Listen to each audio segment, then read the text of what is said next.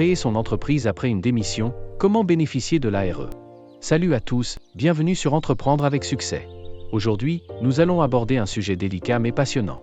Comment créer son entreprise après avoir démissionné de son emploi, tout en bénéficiant de l'allocation de retour à l'emploi, l'ARE. C'est une démarche qui peut sembler compliquée. Mais avec la bonne approche et en respectant certaines conditions, c'est tout à fait possible. En général, la démission n'est pas considérée comme un motif légitime pour obtenir l'ARE. Cependant, il existe des situations exceptionnelles reconnues par Pôle emploi comme un cas de harcèlement au travail, des conditions de travail dangereuses, ou dans le cadre d'un projet de reconversion professionnelle, vous pourriez être éligible à l'ARE. Vous pouvez donc bénéficier de l'ARE dans le cadre de reconversion professionnelle, plus précisément de création ou reprise d'entreprise en ce qui nous concerne.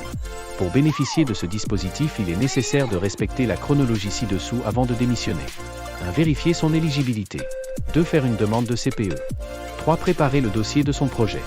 4. Validation du projet par le CEPIR. 5. Démissionner de son poste. 6. Inscription au Pôle emploi et validation des droits. 7. Créer son entreprise. Nous allons parcourir en détail ces différents points. Le premier point, vérifier son éligibilité. Les conditions d'éligibilité aux indemnités Pôle emploi après démission sont: être actuellement salarié sous contrat à durée indéterminée CDI. Justifier d'un statut de salarié sur les 5 dernières années. Avoir un projet de reconversion professionnelle. Le deuxième point, faire une demande de CPE. Le CPE est le conseil en évolution professionnelle. Il s'agit d'un dispositif totalement gratuit permettant de se faire accompagner par un conseiller dans la phase de réflexion et de construction de votre projet de reconversion professionnelle, de création ou de reprise d'entreprise. Pour plus d'informations, n'hésitez pas à visiter le site https://démission-reconversion.gouv.fr/. Le troisième point, préparer le dossier à soumettre au CEPIR. Avec l'assistance de votre CEP ainsi que toute aide juridique ou spécialisée dans le domaine de votre choix, vous devez monter un dossier projet en respectant le plan suivant. Présentation du projet de création ou de reprise d'entreprise. Description de l'activité de votre entreprise ainsi que les démarches engagées. Présentation de vos compétences ainsi que les formations nécessaires. Étude de marché et financement du projet. Durée de cette étape est d'environ 2 mois. Le quatrième point, la validation du CEPIR. CEPIR, Commission partenaire interprofessionnelle régionale ou Transition Pro.